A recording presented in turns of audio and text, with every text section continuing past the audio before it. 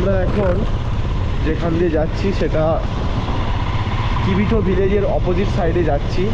তো দেখতেই পাচ্ছ লোহিত রিভার কিভাবে তার আপন বেগে নিজ ধারা এগিয়ে চলেছে।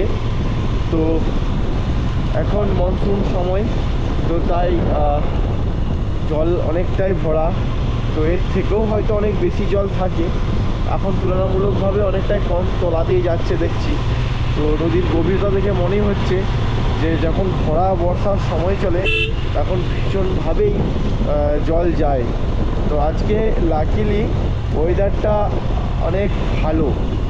তো যাই হোক, আজকে আমাদের যাওয়ার পথে একটা জিনিস আমরা চোখের সাক্ষী হব, যে ওয়ালং ডে। এখানে যে 1962 সালে যুদ্ধ হয়েছিল, ইন্ডিয়া চায়নার যে বর্ডার নিয়ে যুদ্ধ হয়েছিল, তাতে করে আমরা জানতে পারলাম যে ওয়ালং পর্যন্ত চায়নার আর্মিরা দখল করে নিয়েছিল।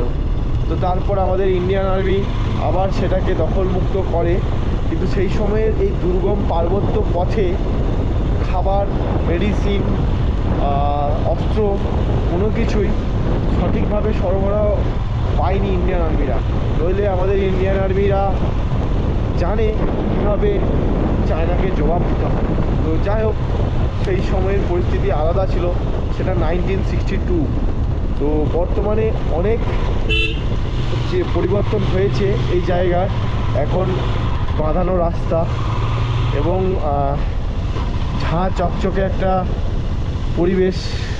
তো সেটাই বলবো যে সময়ের সাথে সাথে অনেক কিছু পরিবর্তন এখানে এসেছে। তো যার জন্যই এখন আমরা অনেক সেফ এখানে। তো তার থেকেও যেটা মেন বিষয়, যে এই এলাকায় ইন্ডিয়া চায়নার টেবিল বৈঠকে সিজ ফায়ারিং একটা চুক্তি হয়েছে, যে এখানে কখনো ফায়ারিং হবে না। পুলিশ পেট্রোলিংয়ে গেলেও তারাও সেটা মানে কি বলবো, লাঠি নিয়ে যাবে। তো কারণ সিজ ফায়ারিং উভয় পক্ষ থেকেই কখনো বন্দুকের গোলাগুলি হবে না। তো ওই যে গ্রাম, এই গ্রামে আমরা কালকে জেনেছিলাম টোটাল 18টা ফ্যামিলি আছে। মানে বুঝতেই পারছো, একটা গ্রাম, সেটা 18টা ফ্যামিলি নিয়ে। তো পাহাড়ের বুকে আসলে এই ফ্যামিলিগুলোকে এখানে বসিয়ে রাখা হয়েছে আমাদের প্রমাণস্বরূপ যে এটা আমাদের ইন্ডিয়ান ভিলেজ। তো যাই হোক, এগুলোর পিছনে অনেক কিছুই ক্রিটিসিজম থাকে গভর্নমেন্টের, কারণ চায়নার মক্কার মানসিকতা সবসময় এটা দখল করব, ওটা দখল করব, এইভাবেই চলে। তো যে কারণেই তো এইসব গ্রাম বা আইডেন্টিফিকেশান তৈরি করতে হয়। তো যাই হোক, আমরা আমাদের বর্ডার পরিদর্শনের আজকে শেষ দিন। তো এরপর আমরা ফিরে যাব। এখন অলরেডি আমরা ফিরতি পথেই।